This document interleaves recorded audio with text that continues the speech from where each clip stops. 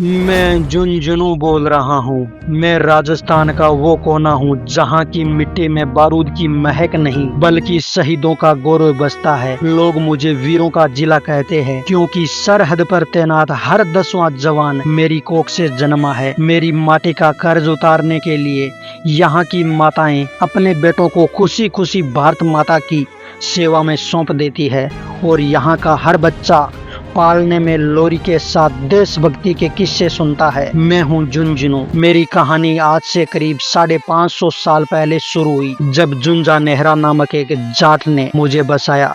उन्हीं के नाम से मेरा नाम पड़ा झुंझुनू। आज भी मेरा यह नाम उस पुराने भाईचारे, सादगी और वीरता की याद दिलाता है। वक्त बदला और यहाँ कायम खानी नवाबों का राज हुआ। झील के बनवाए मकबरे और मस्जिदें आज भी मेरी वास्तुकला का हिस्सा है। लेकिन बाद में राजा शार्दुल सिंह शेखावत की वीरता ने मुझे वो पहचान दी जिसे आज दुनिया शेखावत के नाम से जानती है। उनके 5 बेटों ने मुझे पंचपाना की विरासतें सौंपी। झुंझुनू, नवलगढ़, मंडावा और बुंडलोद और बिसाऊ, इन 5 ठिकानों से मिलकर मुझे किलों, महलों और संस्कृति का गढ़ बना दिया।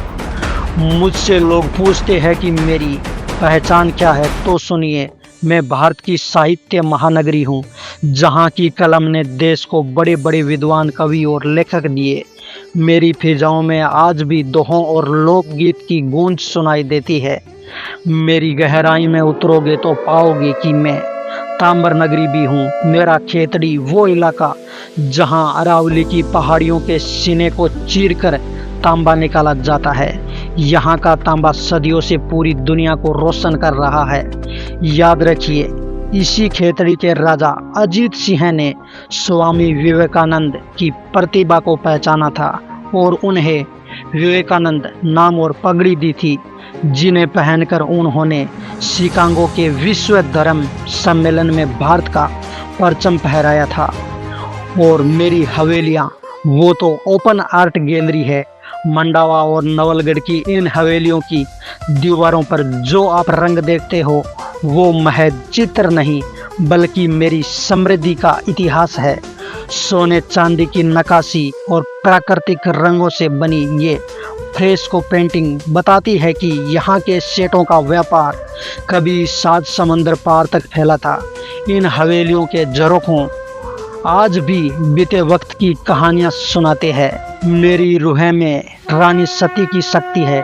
झुंझुनू शहर के बीचों बीच स्थित यह मंदिर न केवल मेरी आस्था का केंद्र है बल्कि वास्तुकला का बेजोड़ नमूना भी है।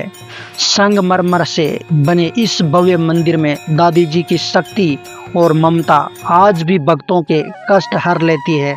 देश विदेश से श्रद्धालु यहाँ केवल दर्शन के लिए नहीं बल्कि इस अटूट विश्वास के लिए आते हैं। और मेरी जड़ों में लोहारगढ़ की वो पवित्रता है जहाँ महाभारत के युद्ध के बाद पांडवों ने अपने अस्त्रों को गलाकर मुक्ति पाई थी। अरावली की पर्वत श्रृंखलाओं के बीच बसा यह स्थान प्राकृतिक सुंदरता और अध्यात्मक का अद्भुत संगम है।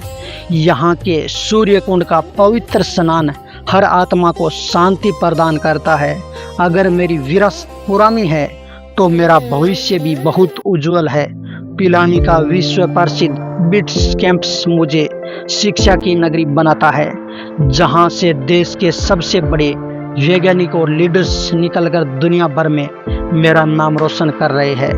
मैं झुंझा नेहरा की आन हूँ, मैं शेखावत की शान हूँ और मैं राजस्थान का वो स्वाभिमान हूँ जो कभी नहीं झुकता।